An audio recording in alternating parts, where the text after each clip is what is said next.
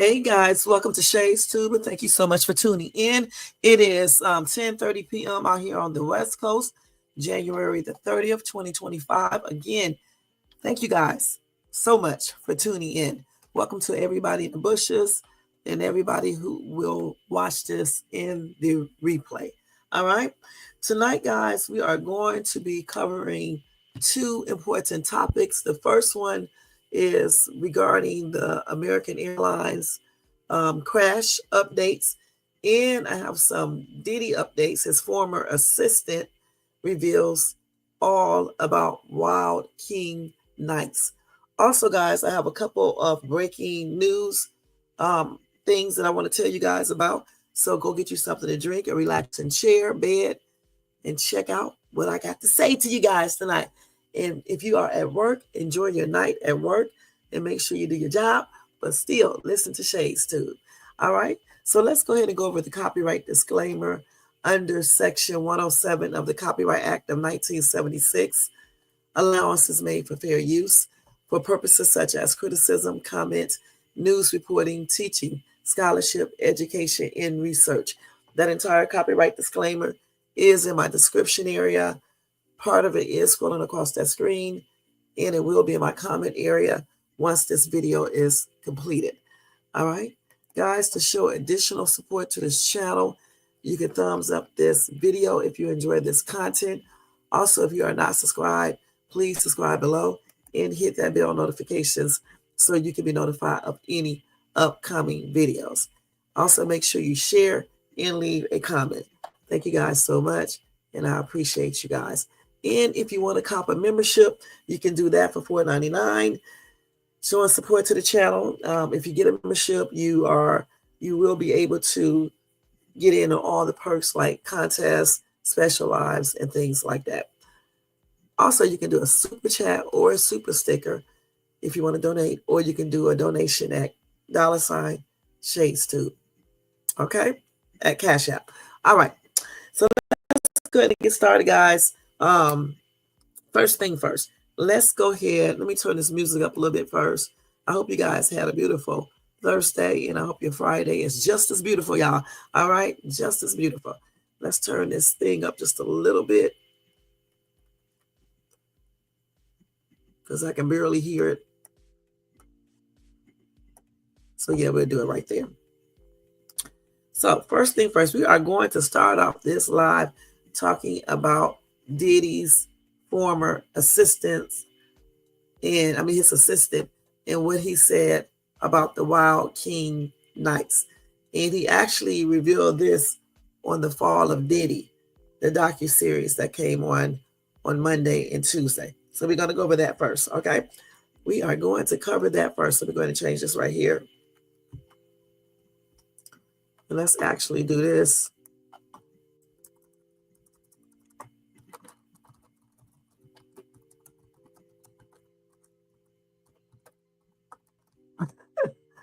Okay. All right, let's go ahead. Let me get a little water real quick.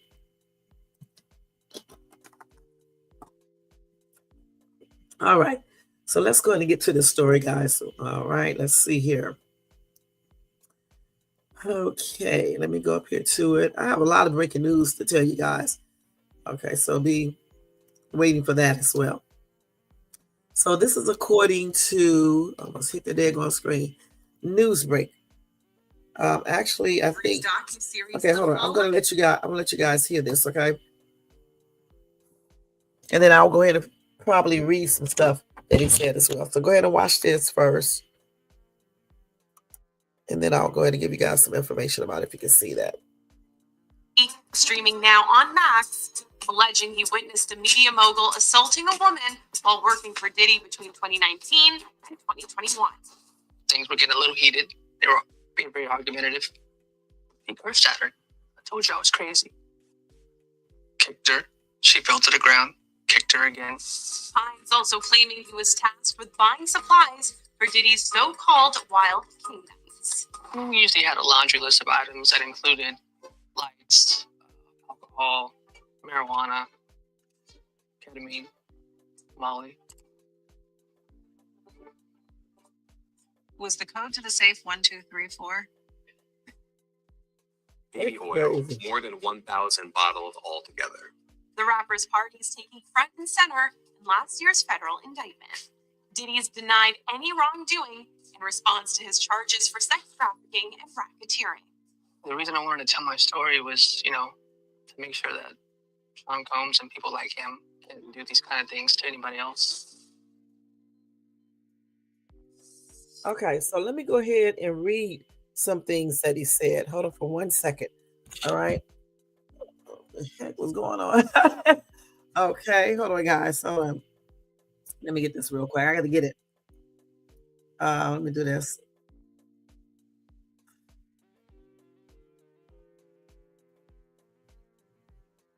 Hold on for 1 second.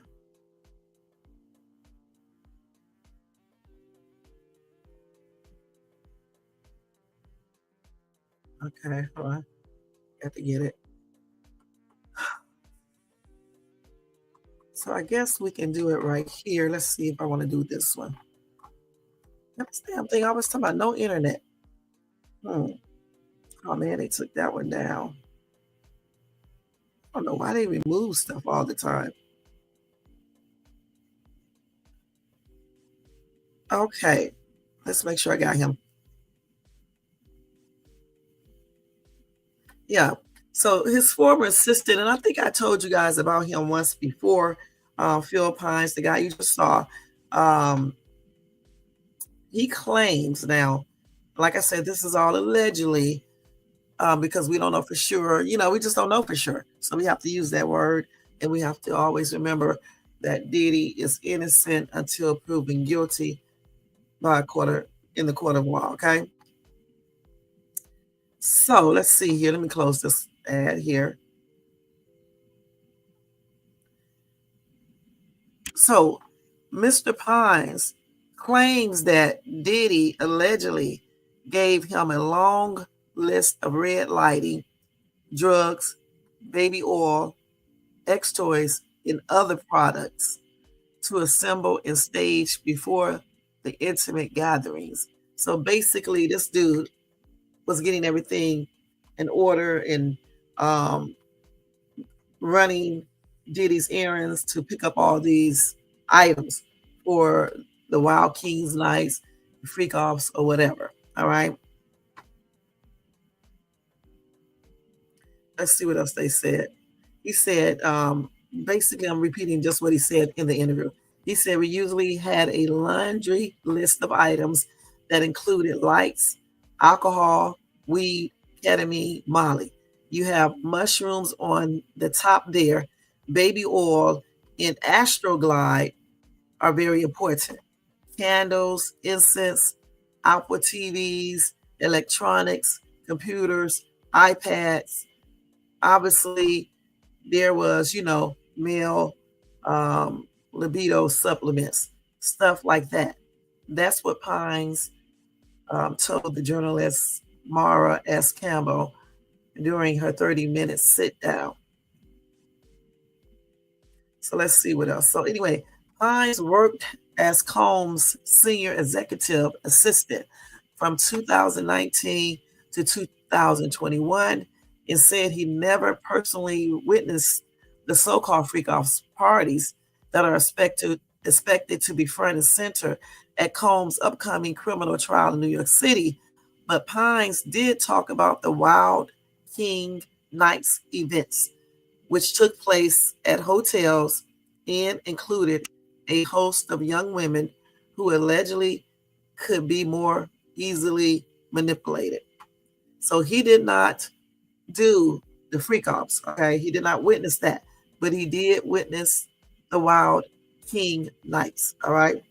He said a lot of times there were girls that were under the radar, didn't have a lot of influence. I think that speaks to the type of situation people were put in. A lot of times you have Combs with a young female, and there is a power dynamic there.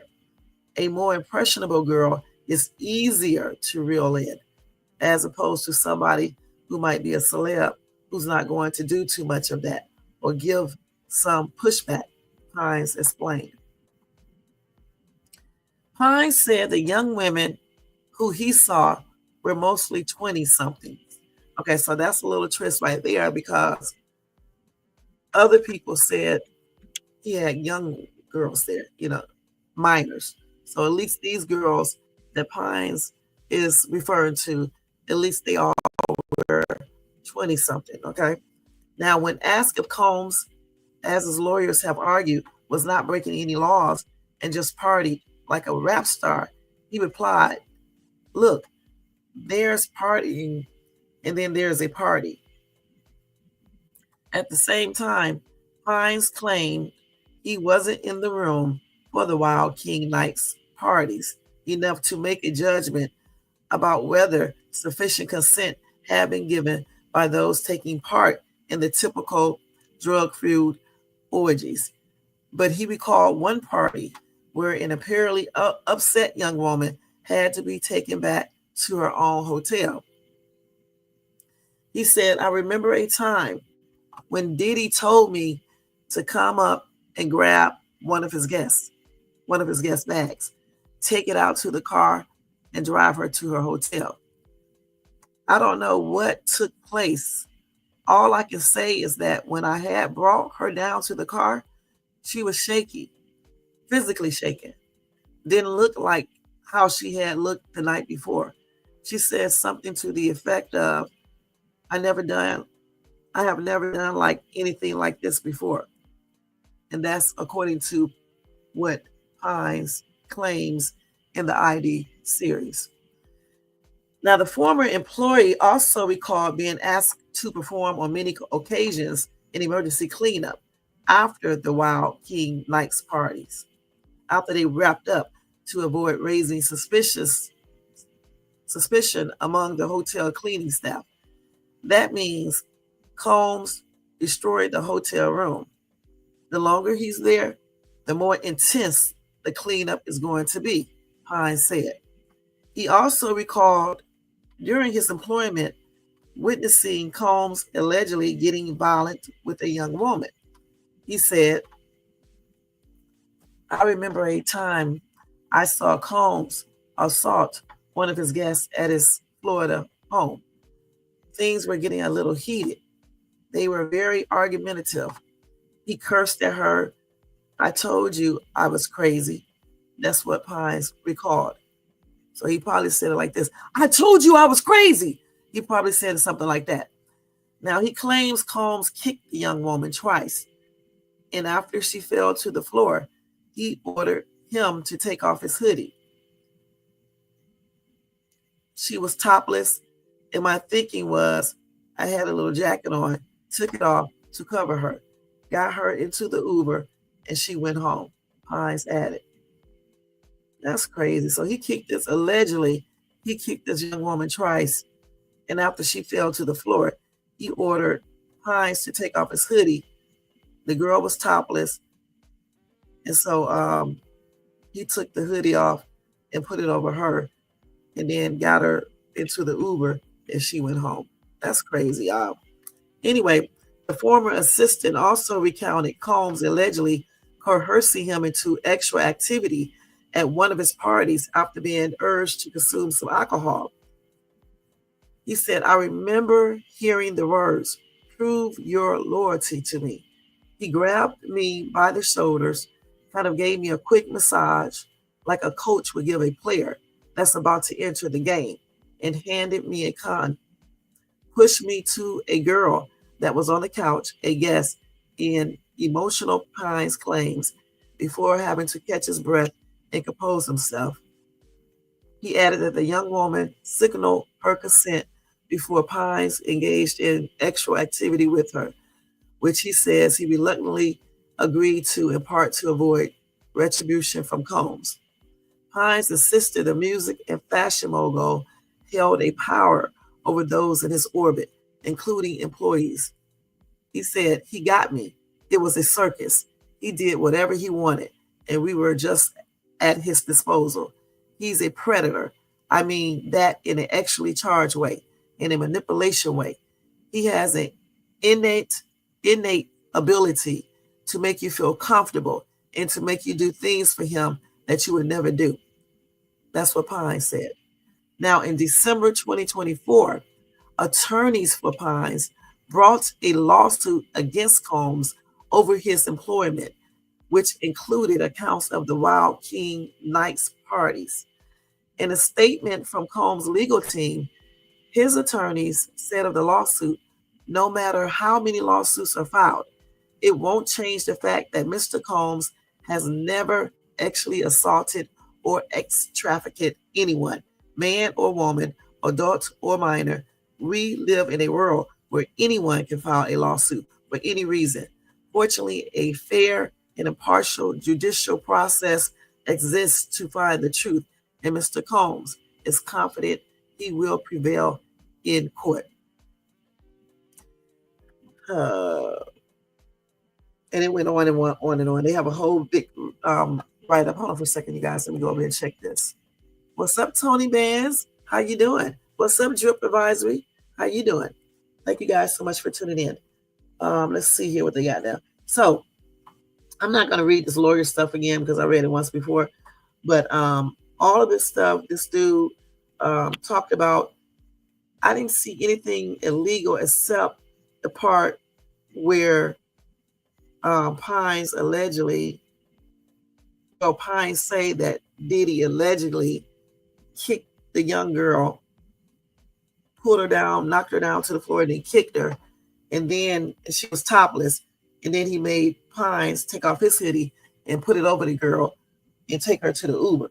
That's the only thing that I believe that I see that he did that was illegal. Okay. Now, Pines did say he said he didn't stay around long enough to make the call to say if Diddy did anything illegal when he had those Wild King Night parties. Okay. Again, he stressed that he did not do any freak off parties, get that stuff together, anything. He only got things ready for the Wild Kings Nights parties.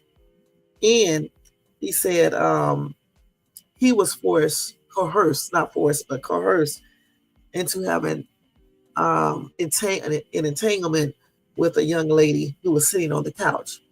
He said Sean allegedly told him to prove himself, to prove his loyalty to him by engaging in an entanglement with this young lady. He claimed that she did give her consent, all right? And he reluctantly had sex with her, all right? So he also said that Sean Combs was a predator, but how can he say he's a predator, though, if he did not see anything the times that he was around? But maybe he's saying that because he did say, that in an actually charged way. Maybe he's saying that because how he manipulated him and coerced him into having sex with the chick on the couch. But still, I'm still thinking that maybe he did see some things, because I don't know if that would be fair to say that based on him just having him have sex with some chick on the couch. Okay. So this part right here makes me wonder if he saw more than what he's saying, because why would you say he's a predator? That in an actually charged way, in a manipulation way. Now, the manipulation thing, he probably did witness that, because he did say Sean had a way to get people to do what he wanted them to do, even if they didn't want to do it. So that's a manipulator. Manipulators can do that really well. He said he can make you feel comfortable and then make you do things for him that you would never do. So yeah, manipulation tactics and stuff. So he clearly was around him enough to know that. But I'm still trying to figure out why he say the predator thing, because he claims at the Wild Kings night, at the Wild King Nights parties, all of the girls there were 20 something. And he said he did not stick around long enough to see if they did things willingly or not. Now, he did talk about a young woman that he had to get back to the hotel, and I think he said the way she came back down. Let me go back to that and see what he said. There was a young woman, not the one that he kicked.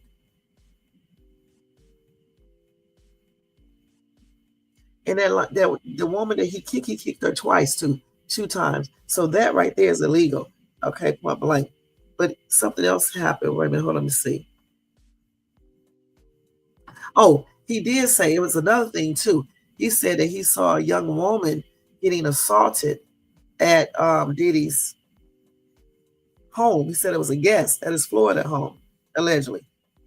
He said things was getting heated. They had an argument. He started cussing at her. And then he said, I told you I was crazy. And he said he got violent. So who was this young lady? You know what I'm saying? He didn't say it was Cassie. So it must have been somebody else. So that's another episode that he was violent and did something illegal. But it was one more where he had a young lady. I think, hold on, let's see. I think it said that he had to take her back to the hotel room. I'm trying to find it. Hold on, let's see. Okay, he said, I remember a time when Diddy told me to come up and grab one of his guests, the guest bags, take it out to the car and drive her to the hotel. But he said he did not know what took place. He said all he can say is that when he brought her down to the car, she was shaky, physically shaky. He said it didn't look like how she looked the night before. And she said, I have never done like anything like this before. Okay, so he must have had her doing some weird stuff. And then it must have been too much for her. And she wanted to leave. And he went on and let her leave. And he had the dude take her back down to the car so she can be driven back to the hotel. So I counted like 3 or 4 different situations. So I don't know, so that may be the reason why he called Diddy a predator, because all of those little situations right there that he just told us about that seemed shaky and illegal and weird. He's probably talking about those things right there, because he claimed he did not see him do anything illegal. But the time when he had this dude get into a entanglement with the chick on the couch, he had to see some things then as well. I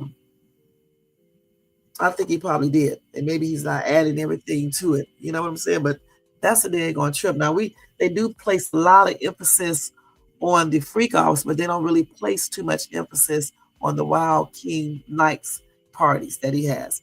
And then another person has said that Sean allegedly had many different parties by different names. So it's probably more.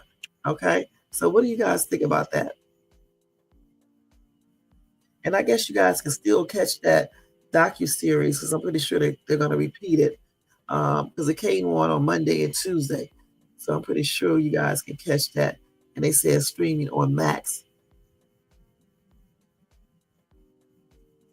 They said on Investigation Discovery before streaming on Max. So I guess it's on both places. So, you probably can catch it on YouTube too and things like that. Boy, they got Mike looking old as heck in this picture. Goodness. But yeah. So what do you guys think about that? That's true. But the thing about it too is one more thing I got to say about this before we change topics. Again, I still stress the question, why didn't anybody say anything when they saw him doing these things? I guess they were scared. I don't know. Because he definitely didn't say anything, especially when he saw Diddy allegedly kicking the chick, throwing her down on the floor and then kicking her twice. I mean, what did he was just standing there watching. I don't understand how they could do that. How they could just, especially men, how you can just stand there and watch another man beat the mess out of a chick. I never understood how dudes can do that. That's weird to me. You would think just natural instincts would make you, try to defend the lady. But I guess Diddy had them scared. I don't know. I do not know. That's weird. But yeah. So tell me in the comment section if you want. What do you guys think about that? Let me see. Okay, let's go ahead and move on. Okay, let's see. So I got another Diddy story right here. Hold on, let me find it.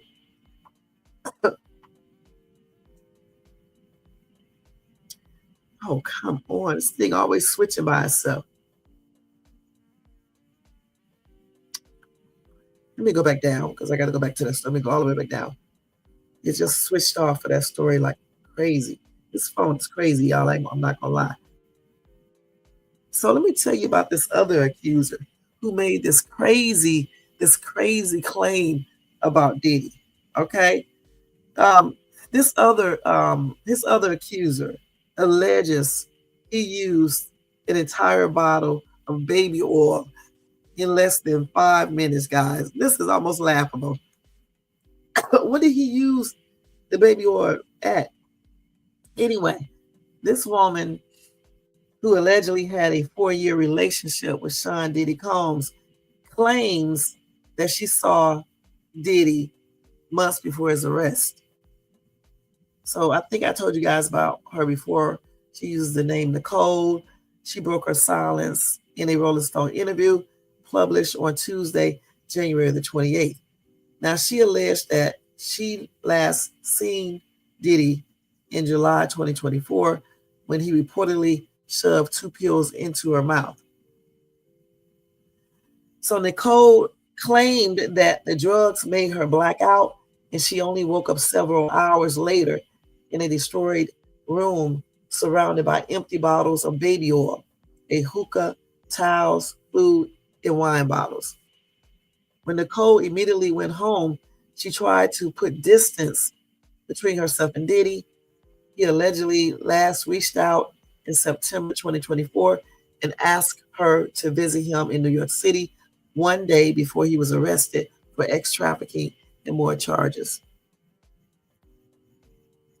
Then Nicole denied his request, then filed an anonymous lawsuit against Diddy and accused the rapper of sexual assault and battery. She said, the person that I was so in love with, that I cared about like family, I'm finding out every single day that this person is a monster. I was making up excuses for him, drugging and actually assaulting me. I'm finding out that maybe I didn't know this person and I was just manipulated. Now, in Nicole's legal filing, she detailed her encounters with Diddy, claiming that she would be tasked with performing a show for him. She also alleged that Diddy would make them take ECSTASY together before Nicole was encouraged to coat herself in warm baby oil. So if he's actually having people do this, he must have some type of weird fetish for baby oil. And then she said, an overwhelming amount of baby oil, I'm almost about to laugh.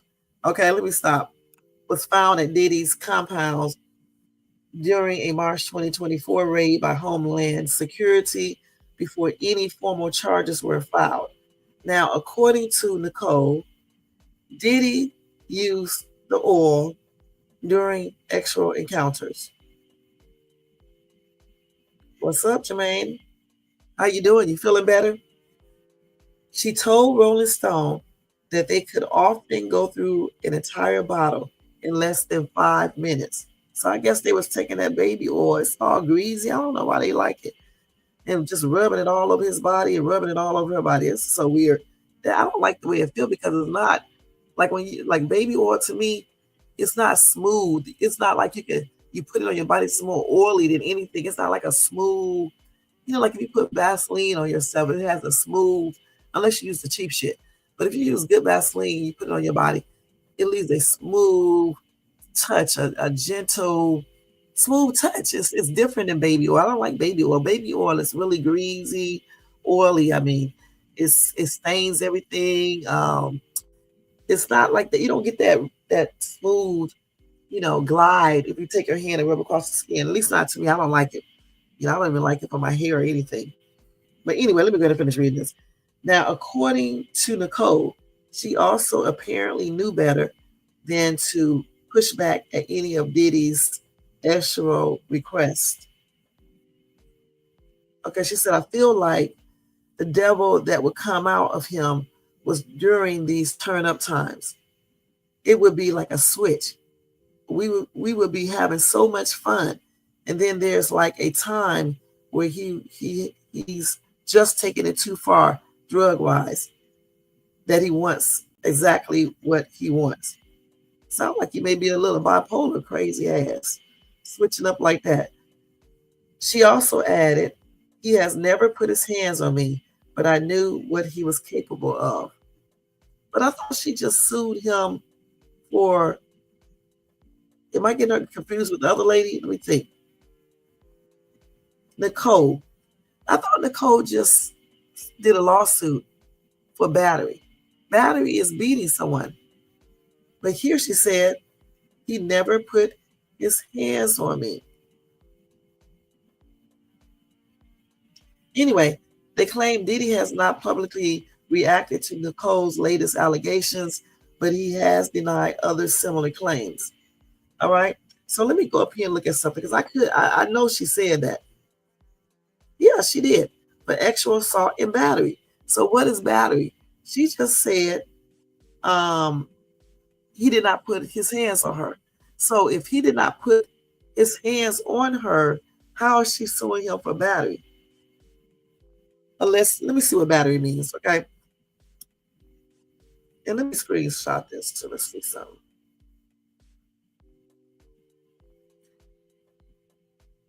And then she said if she pushed back and, I guess told him no, in regards entanglements, he would get mad. So what do he do? What does he do when you say no to him? Because she claims he never put his hands on her, but then she sued for battery. Okay, let's see what battery is real quick.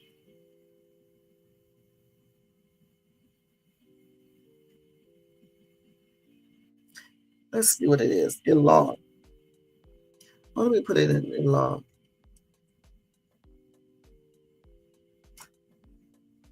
Okay, so that's distance from assault. So it's just basically unlawful physical contact. So, okay, let's see what the difference is. Okay, assault is the threat of harm, while battery is the actual act of causing harm. Okay. So let's finish looking at the meaning of this. But no, he had to put his hands on her because it said involve causing physical harm to someone. For example, throwing a bottle at someone and hitting them is battery. So he did have to hit her. Okay. So why did she say he never put his hands on her if she claimed before, if she did a lawsuit saying battery?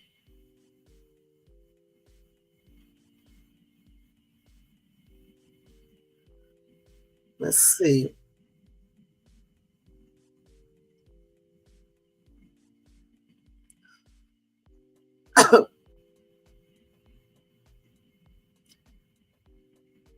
Let's see what examples of battery is.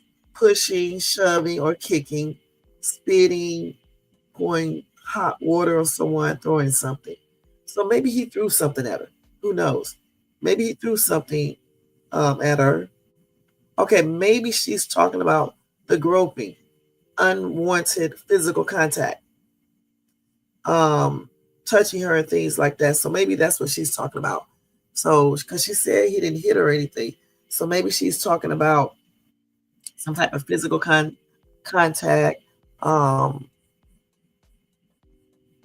He could have even thrown something at her, but not physically put his hands on her. Okay, so that's what she means. All right, I just had to check that out because I wanted to see. Because I was going to say, how did they let that slip through? Not notice that. But that's why it's good to look up stuff. So that's some tripped out information. Like I said before, that was kind of new. I thought I had talked about her before, but I might have not went into the whole thing, everything that she said. But that is a hot ass mess. What do you guys think? in the bushes, in the replay. What do you guys think in the chat? What do you guys think about what all this lady just said? Okay. That using a whole bottle of baby oil in 5 minutes is a hot ass mess. And he wanted her to put it all on her body. I don't know why. Damn. No wonder he messed up the hotel sheets and stuff like that. So let's see what else I got for Diddy. I think that's it for Diddy right now, y'all. I think that is it. Let's see here. Let's make sure. A whole thing of baby oil. Let's see.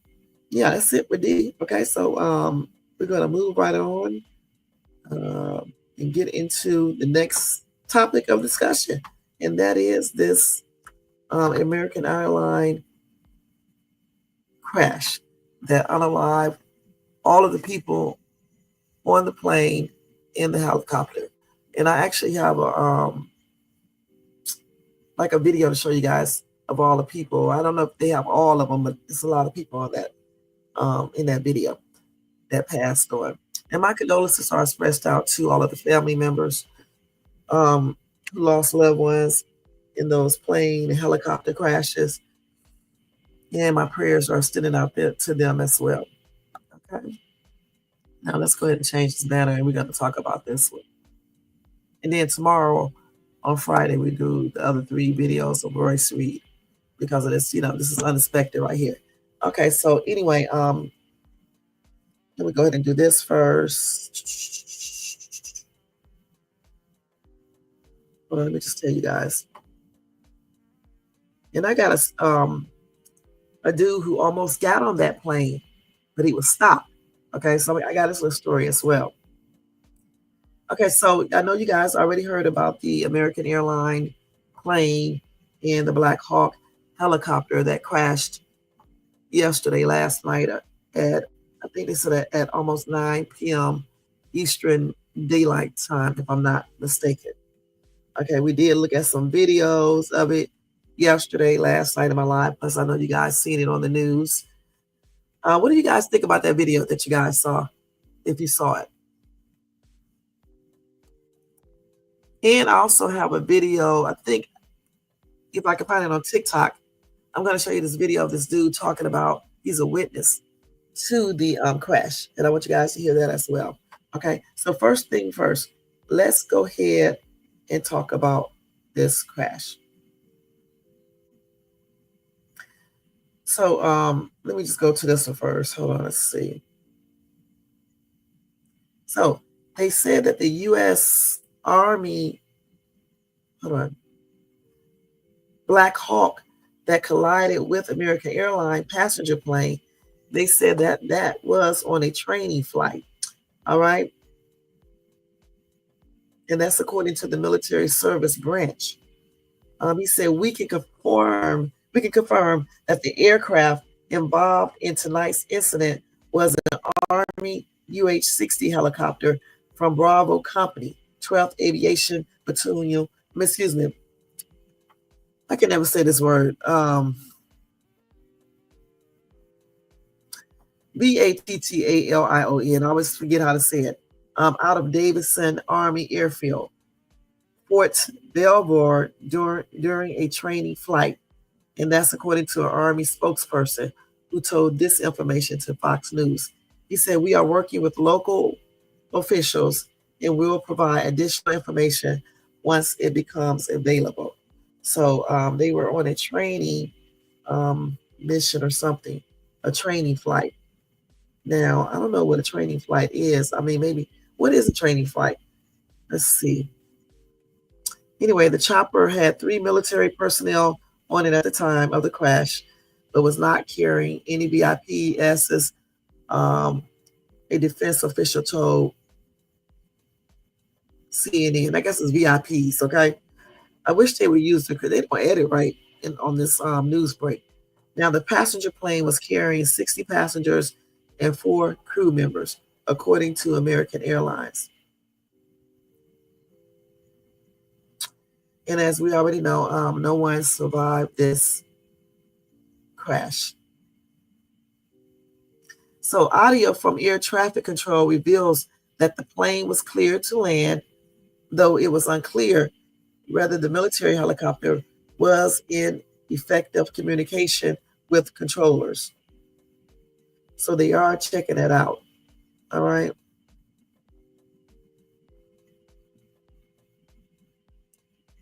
So this accident happened as the commercial airliner approached Reagan National Airport at about 9 p.m., according to the Federal Aviation Administration.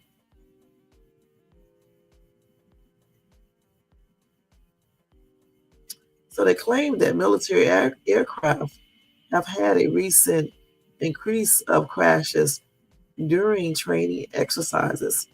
They said last year, 4 military helicopters conducting training missions ended in disaster, with a total of 9 people passing on as a result of those accidents. Wow. So let me see exactly what a training mission is. And then I'm going to read these comments. Okay, let's see what that is real quick. Training mission.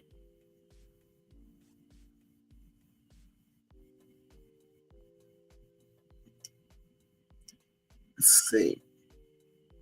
Training mission for Army. Okay, let's see what it is. No. Let's see.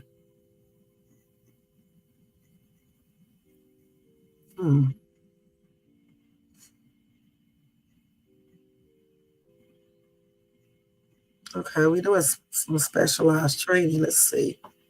There you go. I do not know. Let's see. What is a training mission? Let me see if I got this up here right.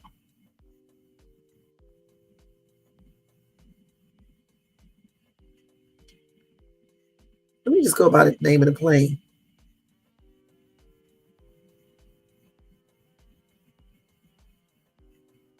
Training mission. We're gonna look at the helicopter too. The helicopter. Okay, let's see what it is. This mission. Okay, so it's a routine annual evaluation of the pilot's ability to fly at night. And I'm glad I looked it up because I would have said something totally different.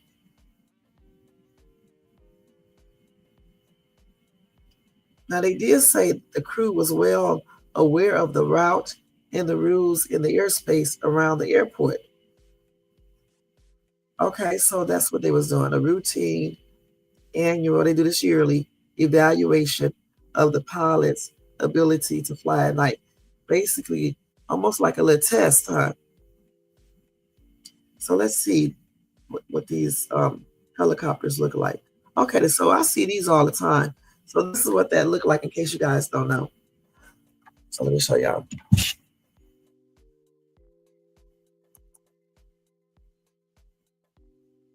Okay. So now we know what that looks like, a Black Hawk. Okay, just in case we didn't know. Helicopter. Okay, let's see here.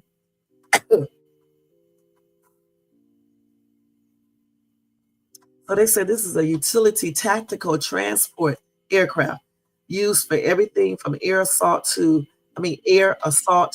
relief operations. And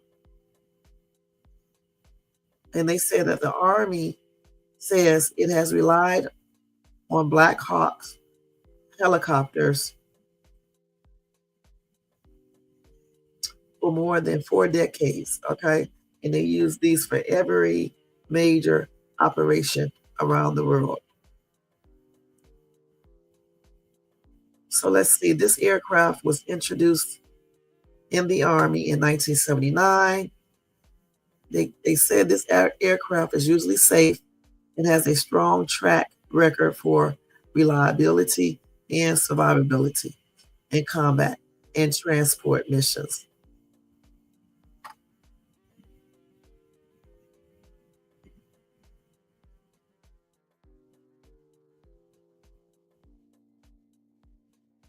So let's see what else they got here.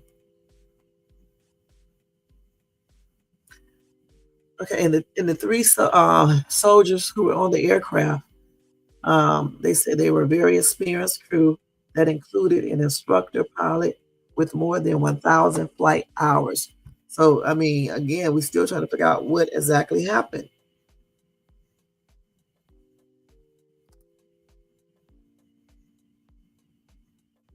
So what is this right here? Is this the thing? And we've learned more about that Black Hawk helicopter and its crew. Pentagon correspondent Courtney Cuby joins us. Courtney, what are you So let's finding out let from y'all your see this real sources? quick. It's Okay. a routine annual evaluation.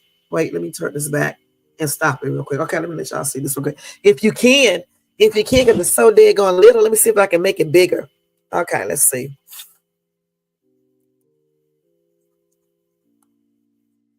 Yeah, shit.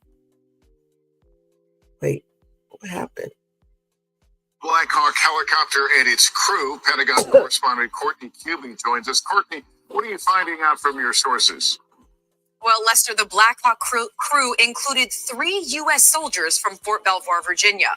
Army officials calling them a very experienced crew, including an instructor pilot with over 1,000 flight hours. This was a routine annual evaluation of the pilot's ability to fly at night, the crew well aware of the route and the rules in this airspace. Now, while the military has not yet identified the crew, officials say one of the members was a woman. Army officials confirming they did have night vision goggles, though it's still not clear if they were wearing them. Tonight, only one of those soldiers has been recovered. Damn. Okay. So The actions of the Palestinians. they talk about Palisades fires now. Okay, but how you say everybody's blaming the helicopter pilot? Oh wow. Okay, let's see what else we got here. So let's see. So a retired Army Lieutenant Colonel, I guess, Darren Gobb said video of the collision appeared to show that the helicopter did not appear to change course, speed, or altitude before the crash, indicating the crew may not have known the passenger jet was in its path. That's sad.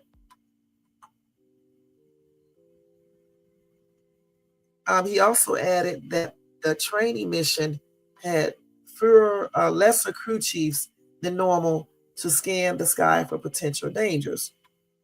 While such missions typically have 3, he said Wednesday they only had 1.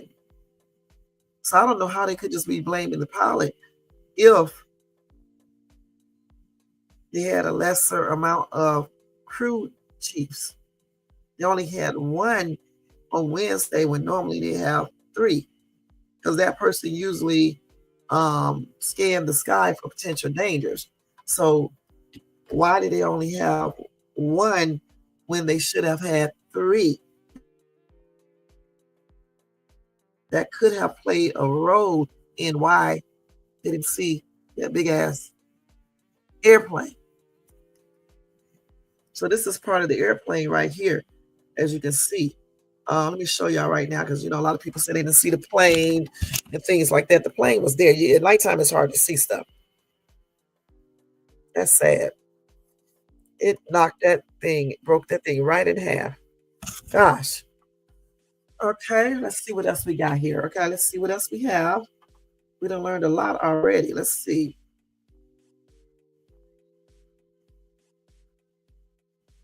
Like they said, they have had a lot of incidents on these training missions. I'm not going to go over all of the incidents that they have had. We're just going to basically talk about this one right here. Hold on for 1 second, you guys.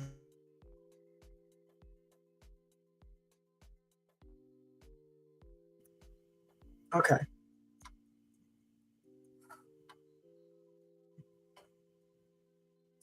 Okay, let me go ahead and go back to the thing that I was on. I was on something totally different. Okay, let's go back over here. Okay, so we just learned all that right there. One passenger, well, he was about to be a passenger, all right? And what happened is that, let me just tell you, an American figure skater, John Maravilla, said he was denied entry to the American Airlines plane that collided with a military helicopter in Washington, D.C. on Wednesday evening because his dog was too large for carry-on. That is good. Okay. Marvilla 19 told Russia's state-run news agency RIA Novosti he decided to drive after he was denied from boarding the American Eagle Flight 5342, which departed from Wichita, Kansas, and collided with the Army helicopter while attempting to land at Reagan National Airport.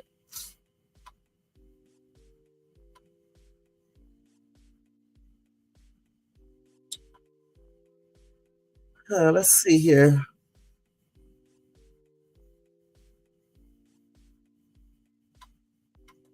So he could not get on because his dog was too big to carry on. I guess he was too big to be carried.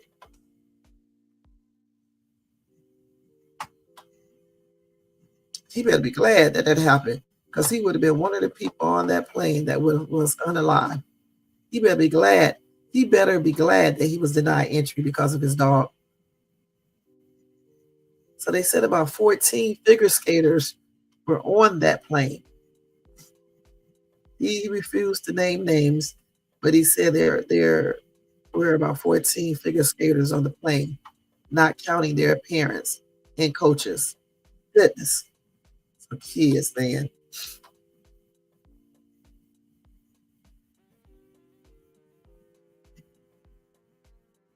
Let's see.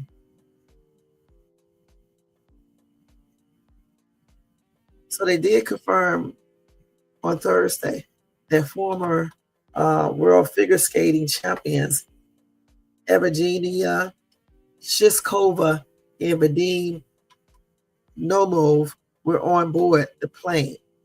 The Russians' husband and wife duo had been living in the U.S. since 1998, where they were coaching young figure skaters. So those was kids on there. So let's see. They said they have recovered about 30 bodies so far.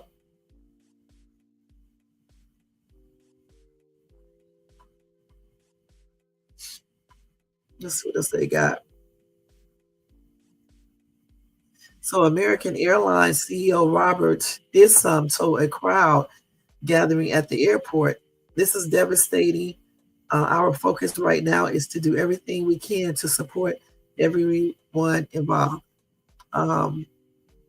So President Donald Trump said in a statement released by the White House, "I have been fully briefed on the terrible accident which just took place at Reagan National Airport. May God bless their souls. Thank you for the incredible work being done by our first responders. I am monitoring the situation and will provide more details as they arise." So let's see. Anyway, what happens next is that a Pentagon investigation has been launched into the crash, the cause of which remains unclear. Reagan National Airport will reopen at 11 a.m., I guess, on Friday, which is today. Okay. Metropolitan Washington Airports Authority President Jack Potter made those statements. Okay.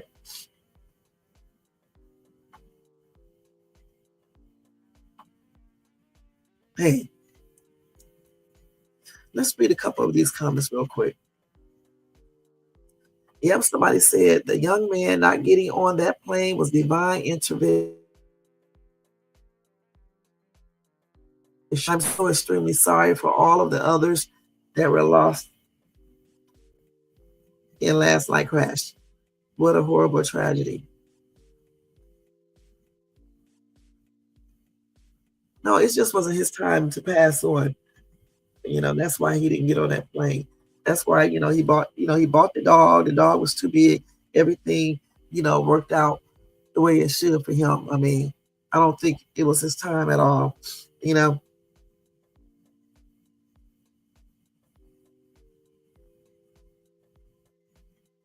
These people get mad in this comment section. I don't know why they be doing all this.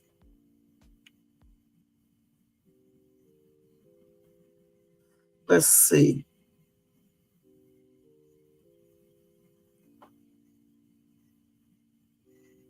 Somebody said, thank God you were not on the flight and your dog. Rest in peace to those who were so sad. It sure is. Somebody said your dog deserves a steak dinner for saving your life.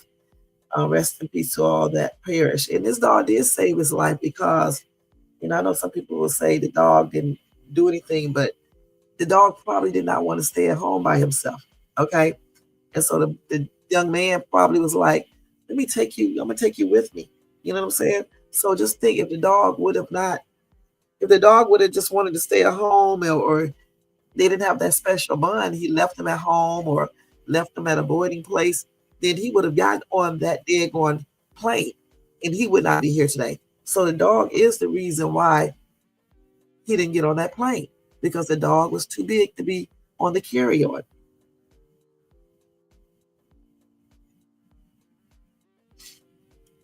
Now let's see what this person is saying right here.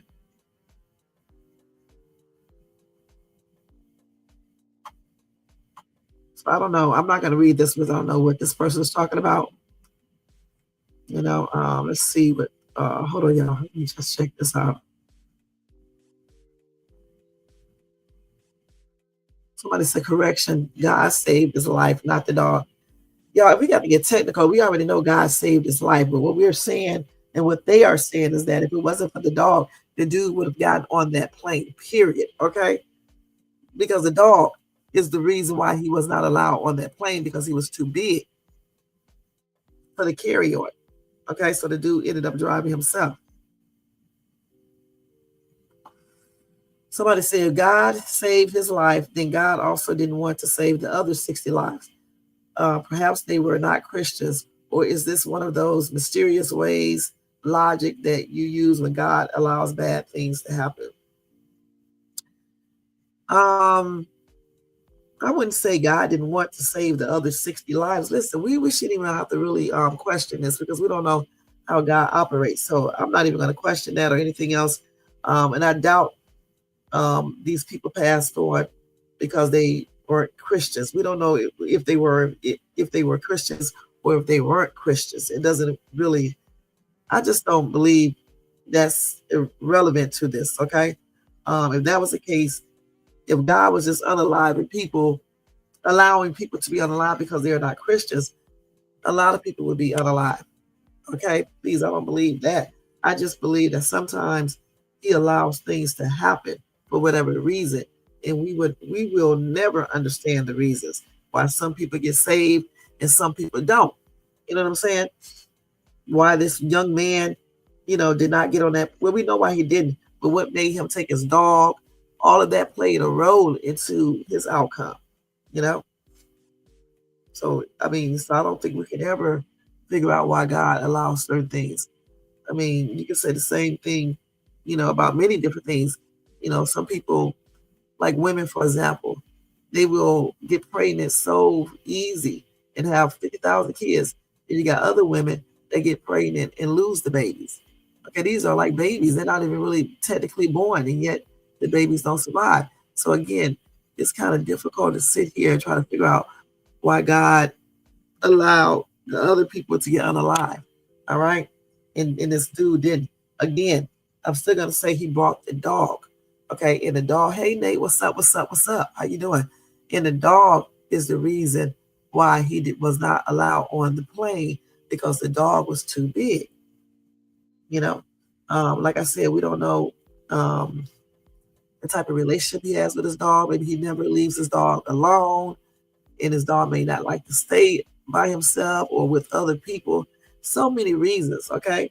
But ultimately, the dog played a role. Of course, God first, but the dog did play a role in saving this man's life, because if it wasn't for that dog being with him, he would have been on that plane. You see what I'm saying? I mean, God saved all of our lives every single day. You just don't know what we avoid every day.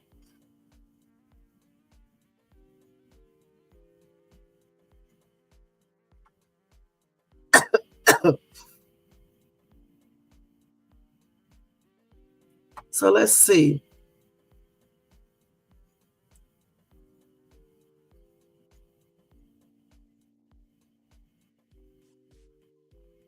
Somebody said things like this as to why I believe when there is a layover, a delay, any of those things, don't complain because you don't know what you are being protected from. And that's true. That's why in life, period, if things do not go your way, you should not basically complain about it because you never know what you might have been avoiding. It's like, let me use this house that I live in right now. Okay, I didn't expect for these people to really come back in a year, but I'm not going to be sitting up here complaining about that because you never know why God allows certain things to happen. You know what I'm saying? You don't know. Okay. And that's the way we have to look at things. You know, when our intuition tell us not to do stuff, in a lot of times it is God speaking to us through our intuition, and He's telling you not to do something. You don't need to do it because you never know what you may, be avoiding. You know what I'm saying?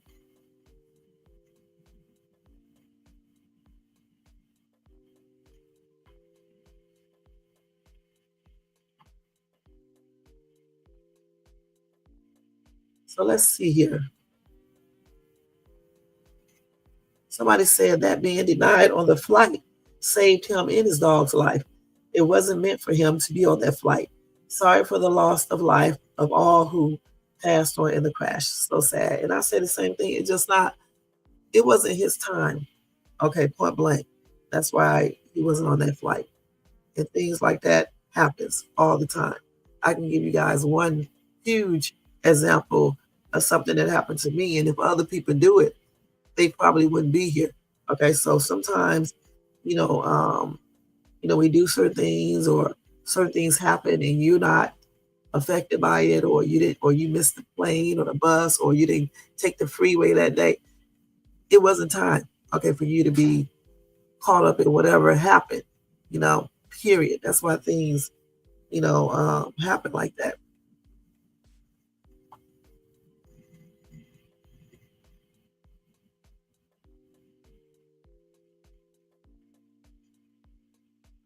I know that's right. That's right. So it said I have wounded and so wounded. He said he have wounded and he will heal. Okay, so and that's Deuteronomy 32, chapter 39th verse. Okay. And he said there is no God, capitalized God, besides me. Okay.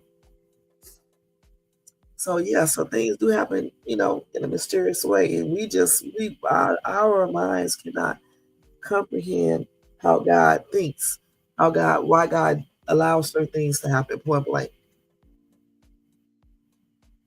Like it's like if you have a situation, right, and you can read in all the medical books that a situation won't change, right, and a lot of people might have passed on from certain situations, but you can get that situation and God can actually heal you or improve your outlook. And you handle the situation way better than anybody else. You don't have the same symptoms or anything. You basically function normal. So all of that is God. You know what I'm saying? He allows certain people, he allows for some people to experience certain things in certain ways, and he allows other people to experience things in certain ways.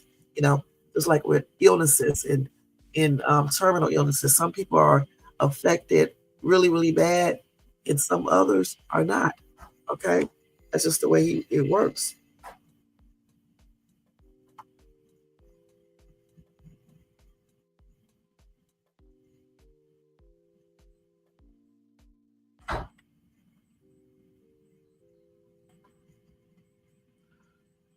These people are so stupid. They said, how was he a survivor if he did not get on the plane? They call him a survivor because he never got on the plane, because it was like, a divine, I forgot the other part of the term, a divine blank, blank, blank.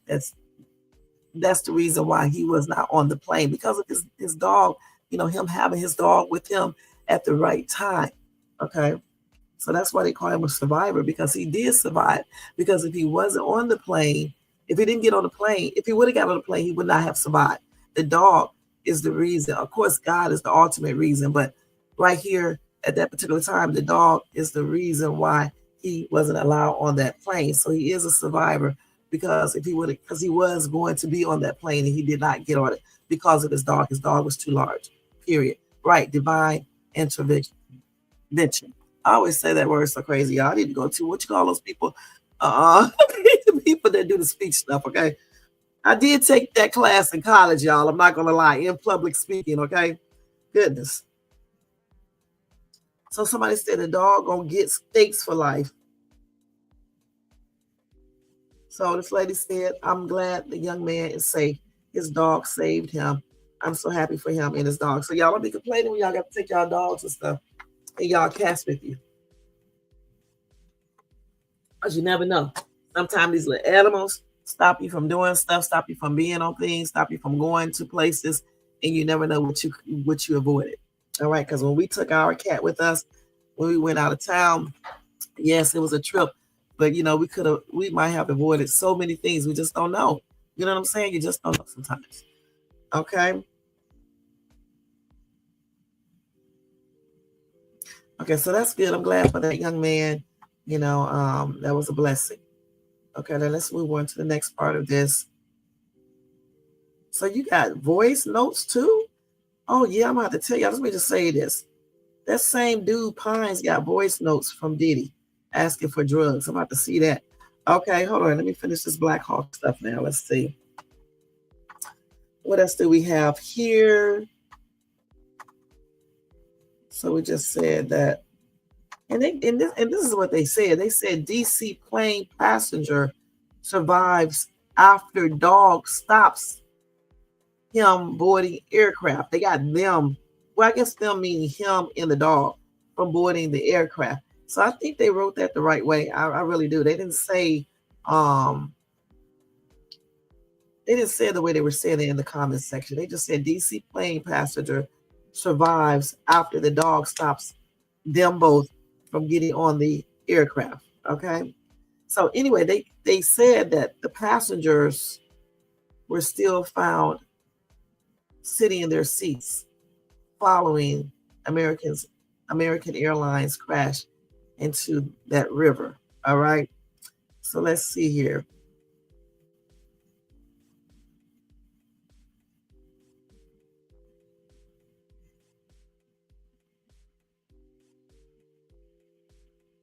So let me see what they're saying here.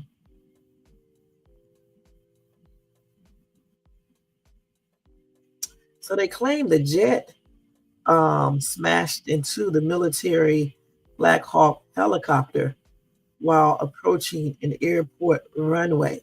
So they're saying that the jet hit the helicopter, from what I'm reading here. But they did say that, let's see.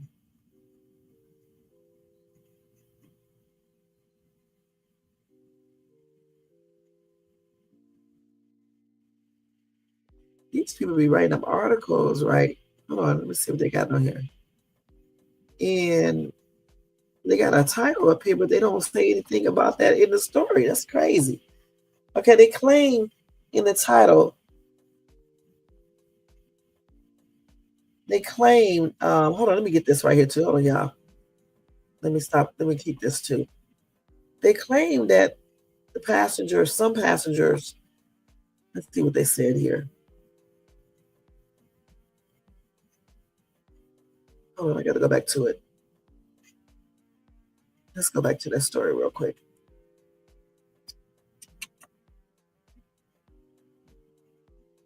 They said passengers was found still in their seats. But when I looked at the story, it didn't clarify that or anything. Let's see here again.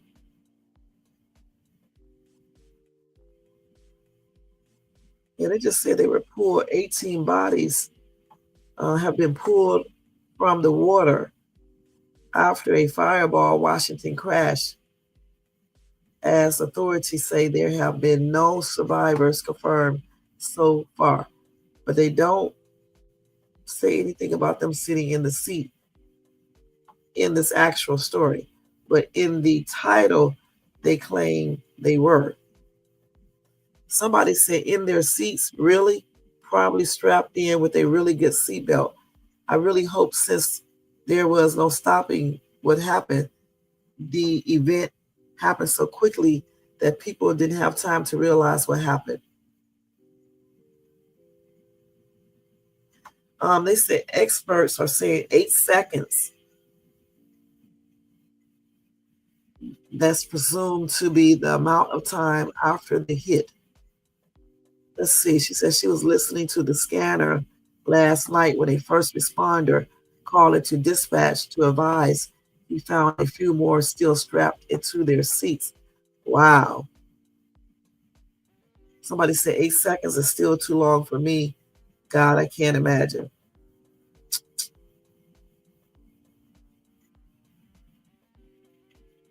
Yeah, I think I played the one last night where the man said that his wife had just texted him and he said he hoped that they pull her from the water head. And she was also afraid of flying. Goodness. Somebody else asks, but is it an accident? Let's see what they're saying with that.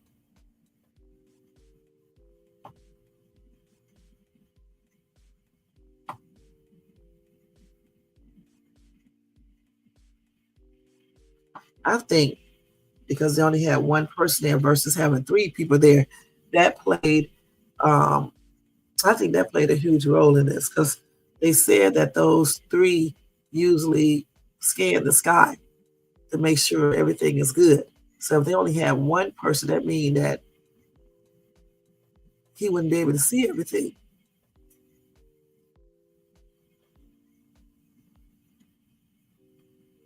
So they said that somebody said, Randall said, hold on, let me see what he said. Hold on.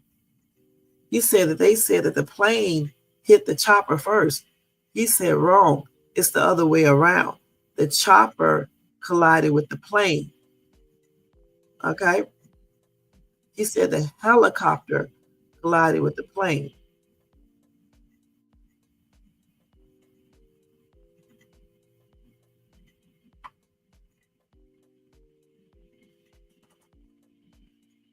I don't know. And another Shirley said, OMG, why does everything have to be a conspiracy to everyone? It is an ongoing investigation. Can we just wait for all of the reports? It was a horrible thing that happened. My thoughts and prayers are for all the family members involved. Here we go. This is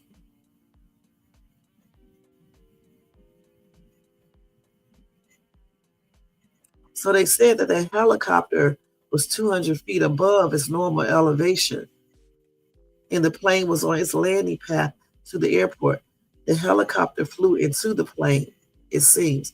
When I looked at that video, that's what it looked like to me. I can't really tell for sure, though. Somebody said that's because that's what they want you to believe.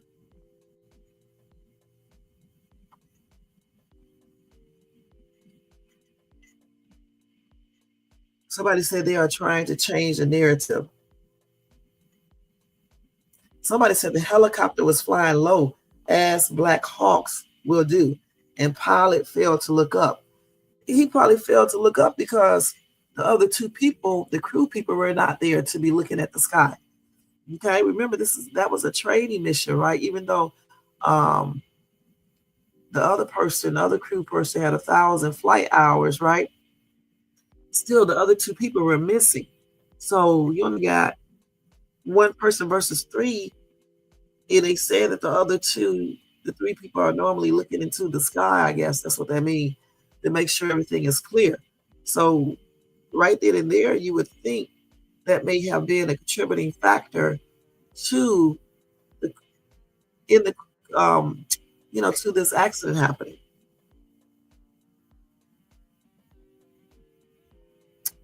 That's crazy. Let's see. I think the second plane is the key to this. I think the helicopter pilot may have had a visual on the plane taking off on runway 1 and mistaken it for the plane landing on runway 33. It could be. It could be. Goodness. But when they hear that black box, right, or whatever else is on the helicopter, they may get some insight then. So Bella said, "Oh God, does that mean they didn't die? I mean, they didn't pass on impact and went alive into the river. I can't even imagine the fear they felt. May all 64 of those souls be flying free, and God be with the families." I'm thinking that they probably did. When I don't know, because remember the plane blew up. Okay, so if the plane blew up, some people probably did pass on before it fell into the water. It went down real quick too. And some people might have been still alive. Gosh.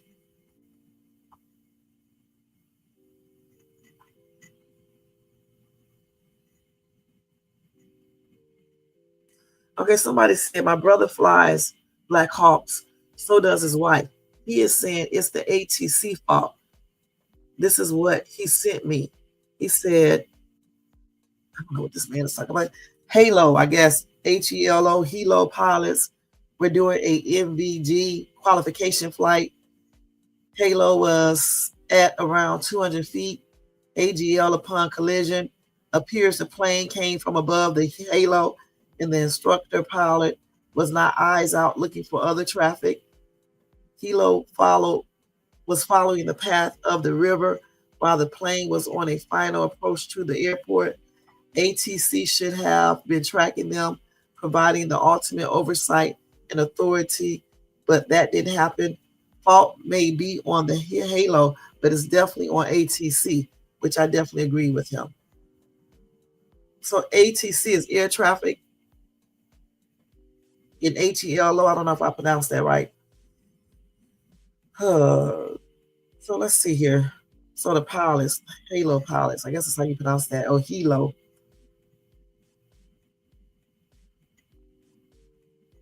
So he said it was around 200 feet.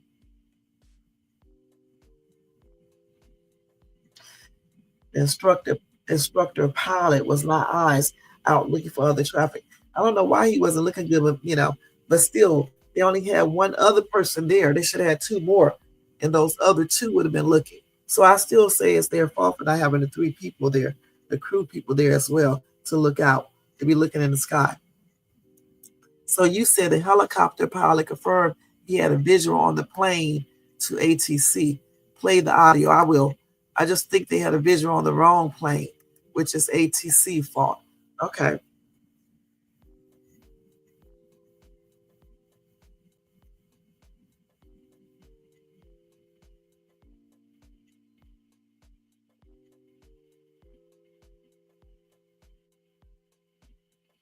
Okay.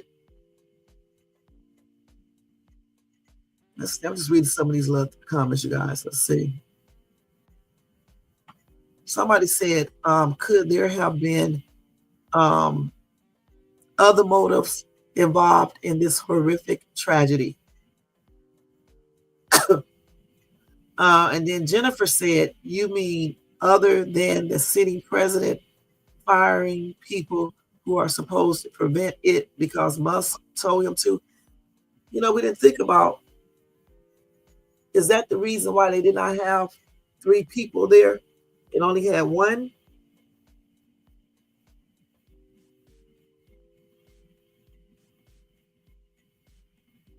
So they said he didn't fire any air traffic controllers. Get real. Well, it was two of, not controllers, but two of the military people that were supposed to be on the plane. I think that's what they were talking about. Either they were talking about air traffic controllers. I don't know. Maybe they were talking about the air traffic control. I forgot what I read. But two of them wasn't there. I thought they were talking about on the plane, though.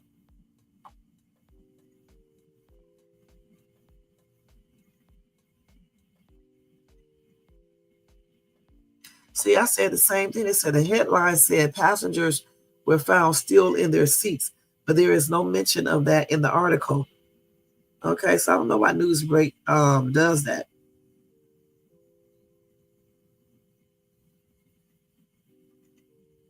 So they said Newsbreak isn't a media outlet like ABC or Fox. It's an app that posts articles from many different media platforms and outlets. Okay. Now, I know this is a lie. Somebody said 10 passengers have been found alive. That's not true.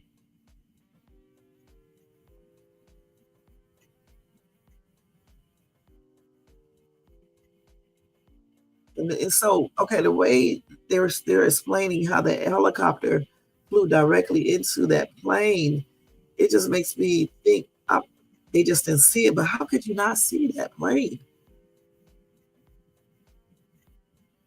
I don't know. It's weird.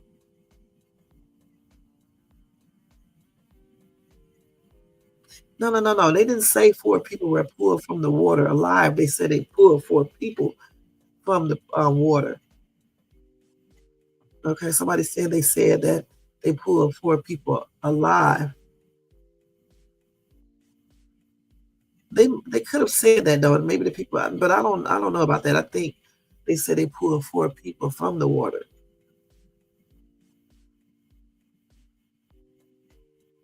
Right, I don't like I said, the plane blew up, in the air. So the likelihood of anyone surviving that explosion and then to fall into that water and then the plane broke in half, they would have been right in that water. It's cold.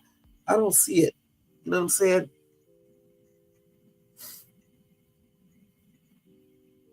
A lot of people are saying they did say they pulled out 4 people who were alive. Let me let this window down. It's cold.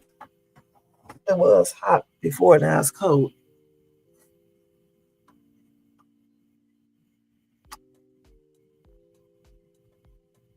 Okay, so we already seen the videos. Okay, let me go over here to TikTok and see if I can pull up that interview that they did real quick. Hold on for a second. Yeah, guys, hold on. And I got cold sitting up here with this window.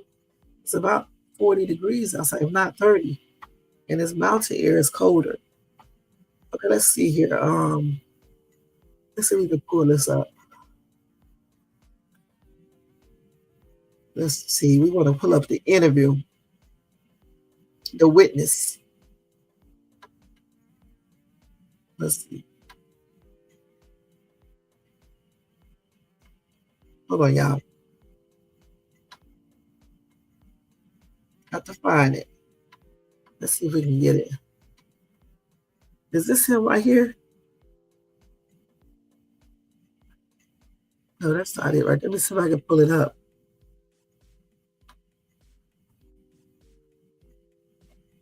Okay, I think this is it right here. Let's see if this is it. We're gonna just listen to this.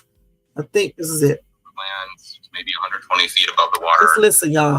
Hold on, Initially, I saw the plane and it looked fine and normal. It was right about to head over land, maybe 120 feet above the water. It looked like a fairly, a small end but normal sized passenger jet, and it looked normal. It was level, so I looked back at the road and then I looked back again just to see if I could maybe see it land. And this was 3 seconds later, and at that point it was banked all the way to the right. I would say maybe past the right, past 90 degrees. I could see the underside of it. It was lit up a very bright yellow, and there was a stream of sparks underneath it. It looked like a Roman candle, if you ever held one of those on the 4th of July, but it was much, much bigger than that. It was high off the ground. I didn't see anything beyond that. I didn't see any helicopter. It's a very, very dark night out tonight, so anything that's not illuminated, you can't really see. So I didn't see other aircraft, but I saw the plane banking at an angle that a plane shouldn't bank, and I saw sparks flying. Initially, I saw the plane and it looked fine, normal. It was right about to head over land, maybe 120 feet above the water. It looked like a fairly, a small end but normal sized passenger jet, and it looked normal. It was level, so I looked back at the road and then I looked back again just to see if I could maybe see it land. And this was 3 seconds later, and at that point it was banked all the way to the right. I would say maybe past the right, past 90 degrees. I could see the underside of it. It was lit up a very bright yellow, and there was a stream of sparks underneath it. It looked like a Roman candle if you've ever held one of those on the 4th of July, but it was much, much bigger than that. It was high off the ground.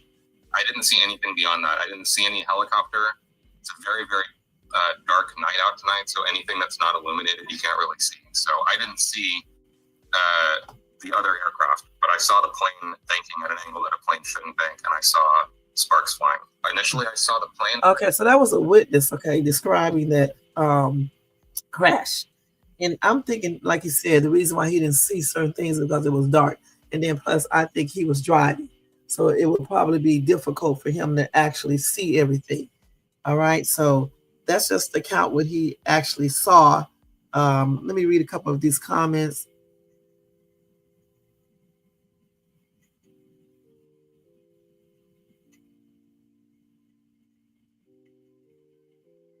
Somebody said, dang, I'll never understand this.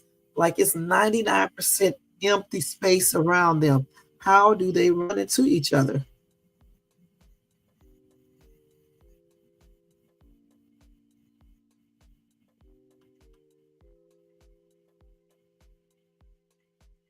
Let's see. Somebody said military operations are not controlled by FAA, or so ATC wasn't aware there was a military plane around.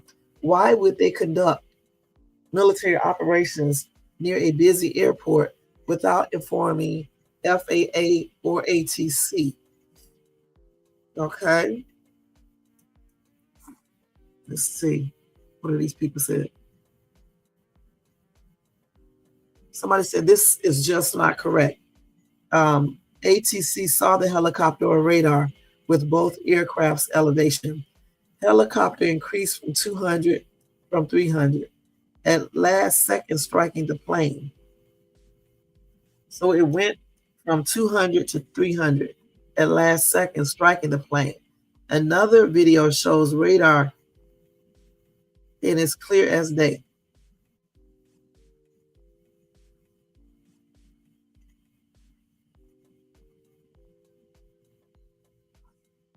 Okay, so they said when the military sent that statement and saying that they don't know why the helicopter was even there, I actually was in shock. How would they not know?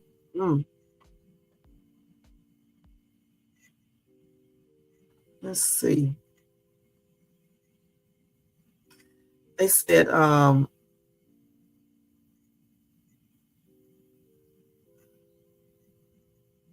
that's what they must have said at first, and they changed the whole story.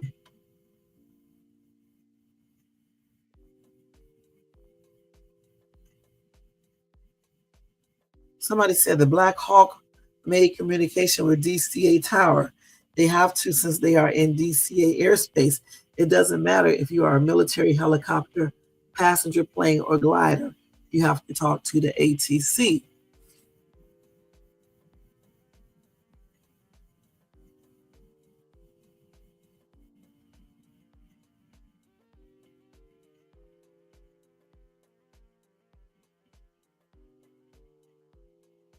Let's see. So somebody said the same thing. I think this person is saying the same thing that Jermaine said. He said, I think the military pilot confused the aircraft on landing and the aircraft just took off. I'm not sure, but it seems it was like a misunderstanding between helicopter pilot and the ATC. Okay, I cannot click on this link. Let's see. To do it on my phone. Hold on for a minute, Jermaine.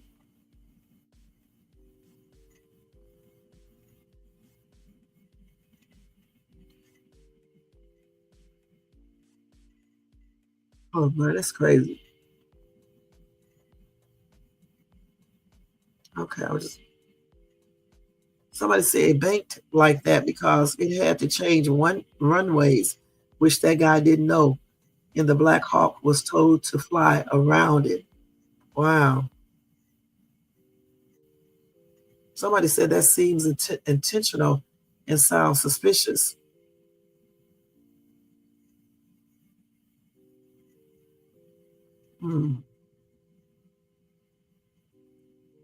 It's crazy. So they said the plane on landing could not see the helicopter due to bank angle of the aircraft, and both pilots of the helicopter didn't see the aircraft on short final, but they were looking to the aircraft on takeoff, I guess.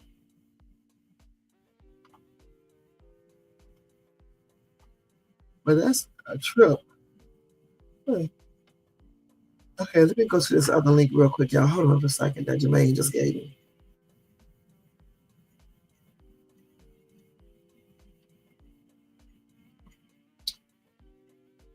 I guess we'll eventually find out what happened. Right now, everybody just basically trying to figure it out and and making guesses. Let's see. This is another TikTok one. How many did you put up there? You put up 2, Jermaine, or just the one?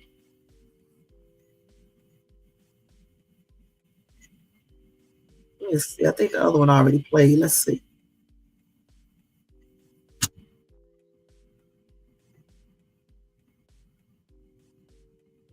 It's gonna come up here. Hold on for a second, y'all. Let me see. So listen to this. Let me play it over again.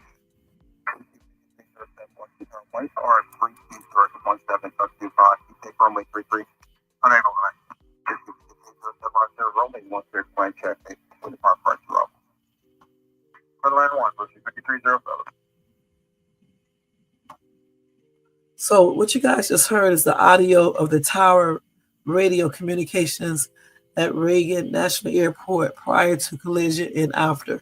Let's listen to that again.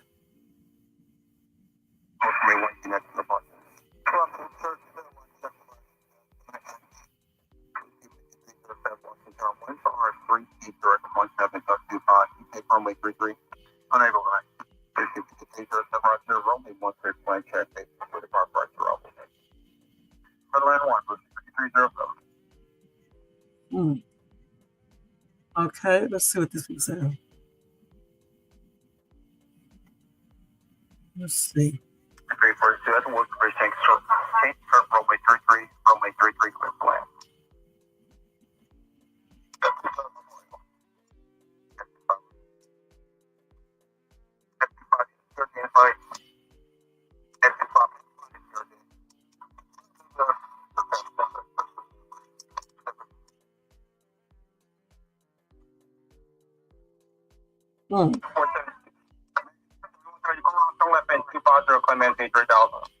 Damn.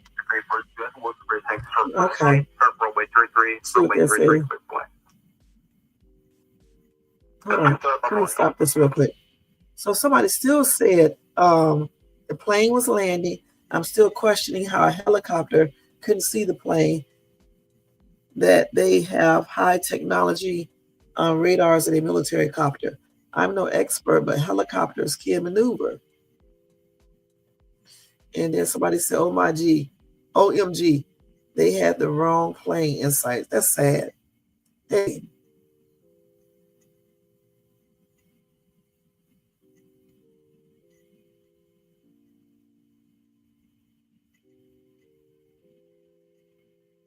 So they say ATC operators are not in the cockpit and never know if what a pilot is looking at is the same as what ATC is assuming.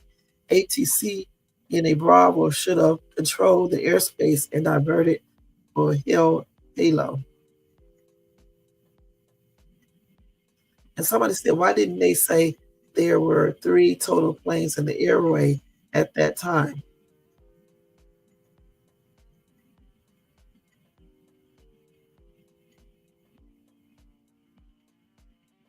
Let's see.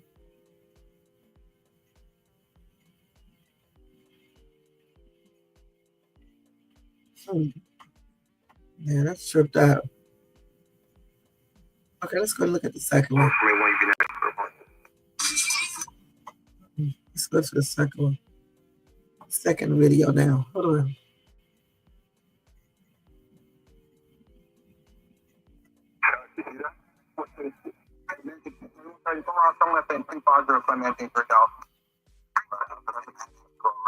Black 3, can you return to me?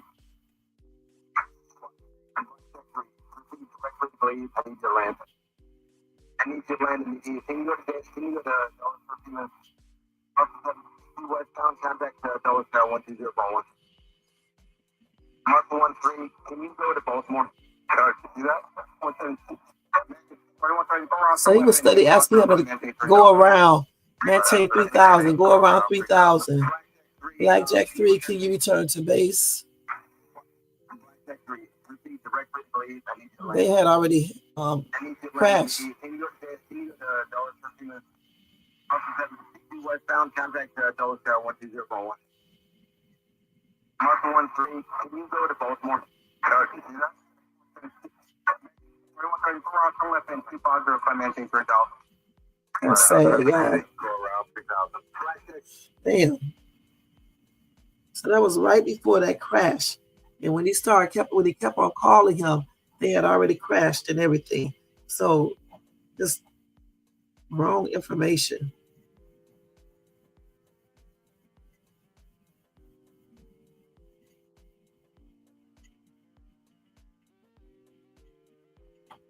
Yeah. Let's see what this person's talking about. She said, so the helicopter never even responded to ATC after they asked it to go behind the plane. Like 30 seconds is a long time to be able to acknowledge the command and execute it. Helicopters can turn what? The rest of our stuff is off.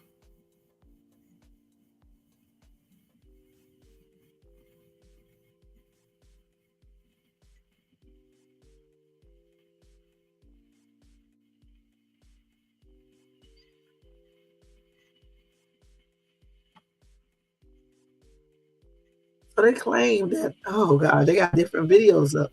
So somebody said, I have also seen a few different videos where people are saying the black box in the voice recorder inside the helicopter were removed prior to the flight. Why would they do that if this is true?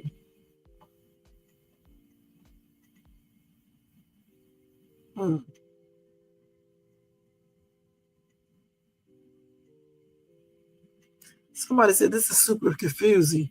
All the videos I have seen, the helicopter is behind the plane. This video is showing that it was a head-on collision. It was a head-on collision. No, it looks like it's a head-on collision, but it actually isn't. That plane, the helicopter, looks like it's coming from behind, but it looks like they ran straight into each other. It looks like it just, the helicopter ran straight into the plane. Okay, that's what it looks like to me.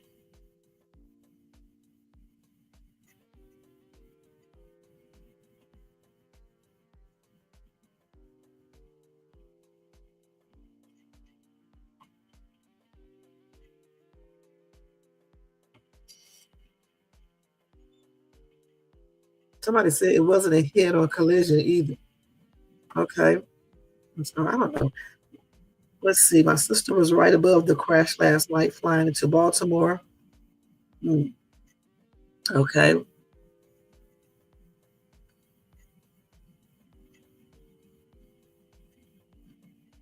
So like I said, we're going to wait to see exactly what they find because all these different theories is like a trip. Hold on, let me go on through there. Yeah, all these different theories, they're a trip. We just don't really know. We really just don't know. You know what I'm saying? Gosh, it's an unfortunate situation as well. Goodness.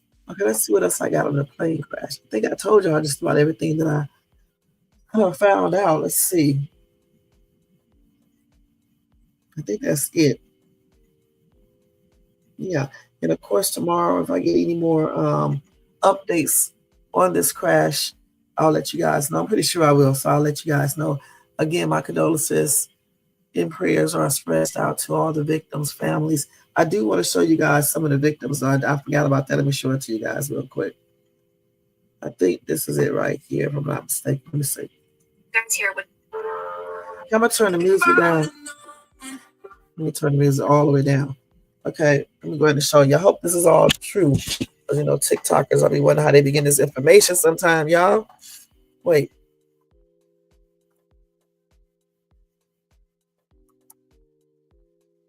So let's start it back over. Wait, what did I just do? So I doubt it's all of them. They got some pictures.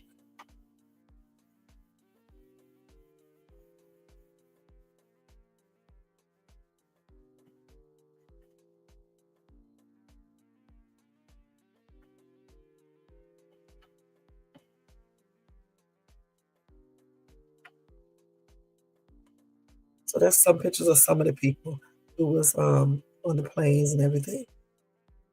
Okay. So I guess they will eventually get more, and I'll definitely be showing you guys. Oh gosh, that's sad.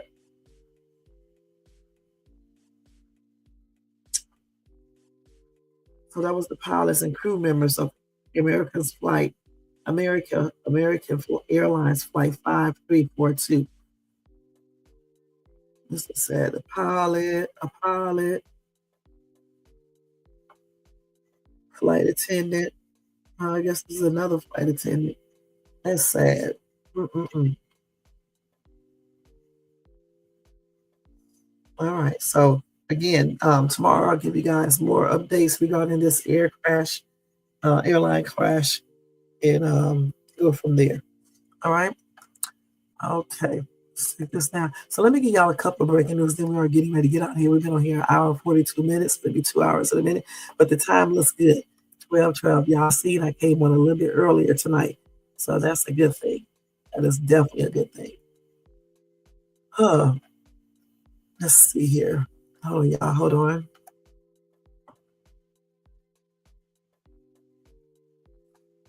Let me change this around too. Okay. So let's go ahead and do a couple of these breaking news, and then we are getting ready to get out of here.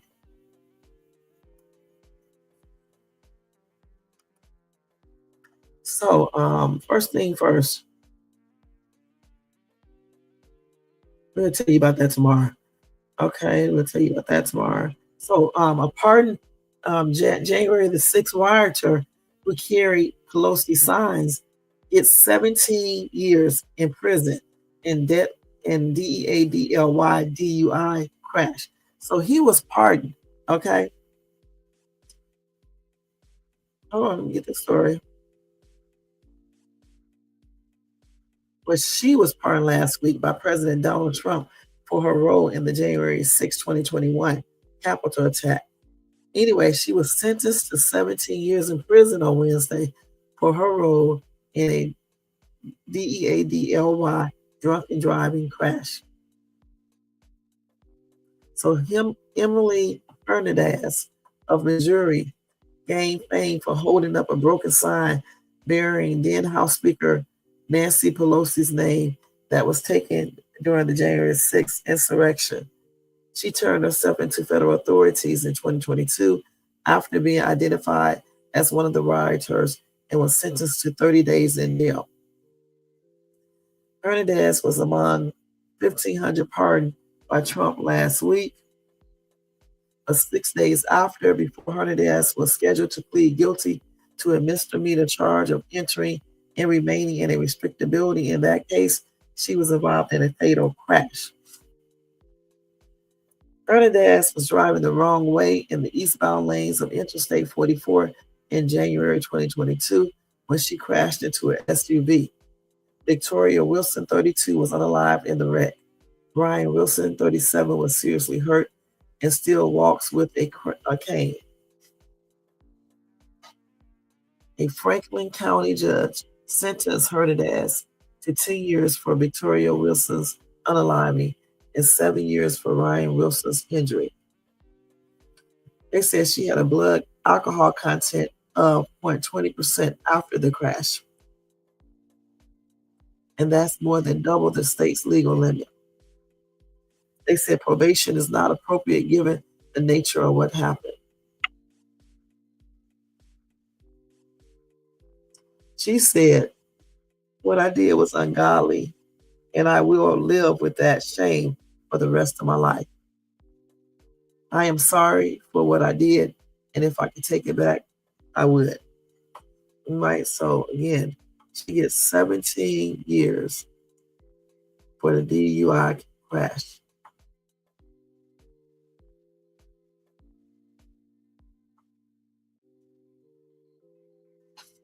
For the DEADLY drunken driving crash. 17 years. And here she go right here, so y'all remember who I'm talking about.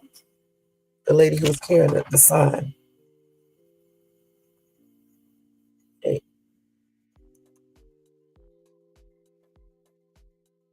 Hmm. Just got pardoned. Ended up back in the slammer. That's crazy, y'all. That is crazy. All right. Okay, let's do this. So anyway, y'all, a young dog murder suspect was let go after a clerical error leads to his arrest.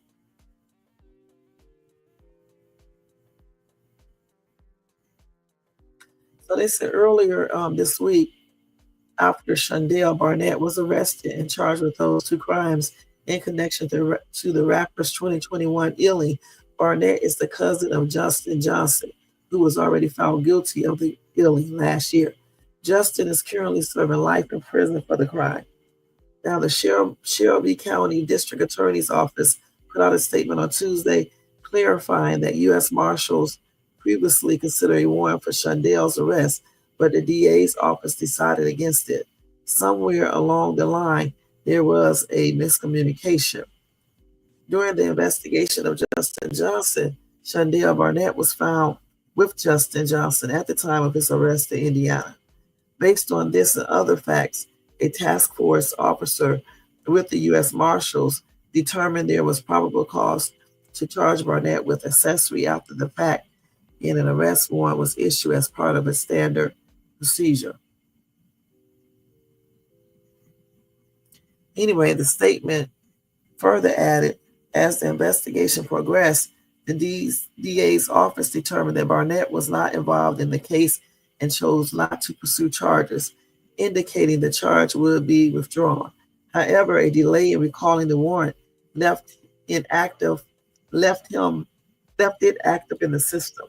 The clerical issue has now been resolved, and the charges against Barnett have been officially dismissed. Justin Johnson is trying to get a new trial in his case, which sets Dolph's fiancée, Maya J, off on Instagram last fall.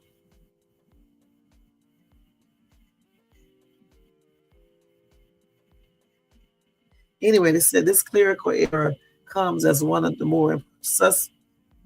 more suspect in the case. Hernandez Govin will go on trial during the summer. Okay.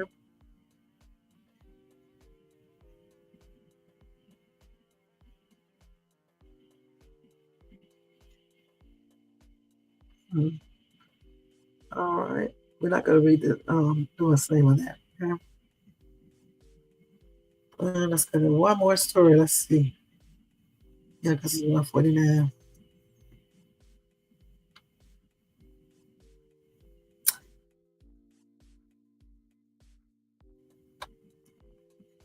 Let's see. Maybe that's where it's too far. So check this crazy story out. Maybe I should tell this tomorrow. I'll tell this tomorrow because it's every Friday. So anyway, Rihanna did go to A$AP Rocky's trial. Let's see.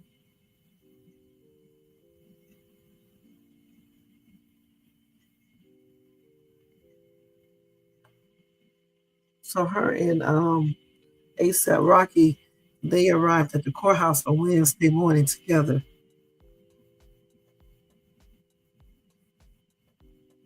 Okay, let's see.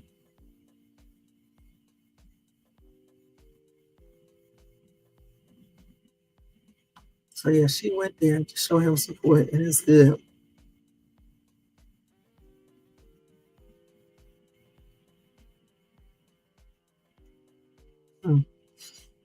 But that's good that she went, y'all. So she did go to his court thing, I guess, on Wednesday, okay, Rihanna.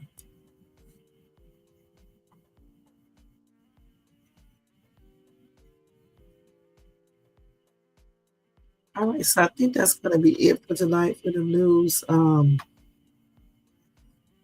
Yeah, because everything else is kind of long. So yeah, that will be it for tonight. Hey, Kiwi, thank you so much for tuning in. And I want to thank you guys for tuning in as well. Don't forget to tell me what you think about the Diddy stuff, the baby oil, using up a whole bottle of baby oil in 5 minutes, the accusations that his former assistants made, from beating up a chick, kicking her twice, to another chick walking out looking like, she experienced some things that she just didn't want to be involved in. And then I forgot the other one, but it was another situation. Oh, the situation where he coerced the assistants into an entanglement with a woman on the couch. So tell me what you guys think about that topic of discussion. And then the only thing with the plane crash is just give your condolences and that's it. We're not going to say any negative things, no conspiracy theories or anything like that, because these people just lost their loved ones. It's not a good look. All right. So they do have a recall. Let me tell you this real quick. A popular seasoning was recalled in California, and they say it is a serious health risk. Let me tell you which one it is real quick.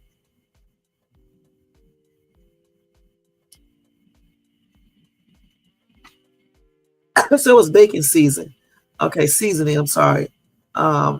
It's TS Food Packaging. We call their Rural King and Wabash Valley Farms Bacon Seasoning. All right. So it's because it has undeclared soy in it. Okay. And this could pose a serious risk or a life-threatening allergic reaction to people who are allergic to the ingredient not listed on the product labels. All right. So again, it's a popular seasoning, which has been recalled in California. It has soy in it, and people who are allergic to soy, it could cause severe allergic reactions. All right. So make sure you take that back to the store and get your money back. All right. So that is going to be it, you guys. I'll see you guys later on. You said I would be on the replay gang. Get your rest and have a marvelous day tomorrow. Thank you, Kiwi, you too. And I'll be checking out your live too, okay? And thank you for stopping by. All right. Let's go ahead and do roll call, guys. And we're going to get ready to get out of here. Man, thank you to Drip Advisory for coming by, showing support. Tony Vance, have a good night at work. Thank you for being here, like always. Jermaine, I hope you feel better, hon. And thank you to Nate, the great podcast, was up in this place. Thank you, Nate. I appreciate you. Have a good night at work as well, if you are still at work. Kiwi, thank you so much for coming by, showing support. I appreciate you. Y'all make sure y'all show Kiwi some love and support.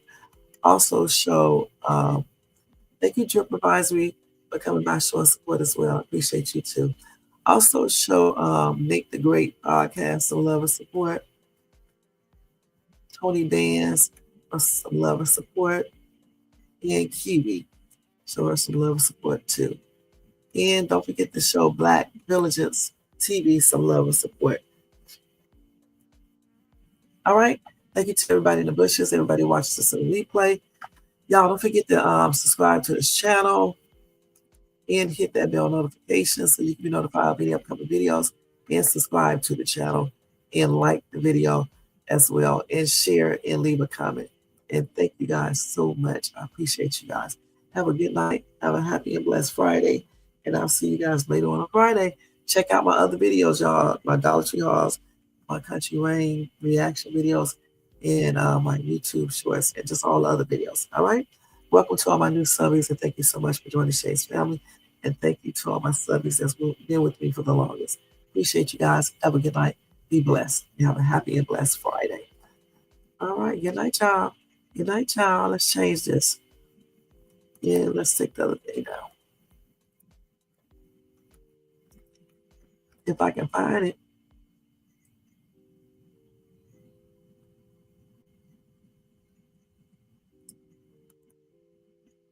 Maybe one of these messages. Okay, I don't know which one it is. All right, guys, we are getting ready to get out of here. Shit. All right, guys, good night. Oh, let me set this outro real quick.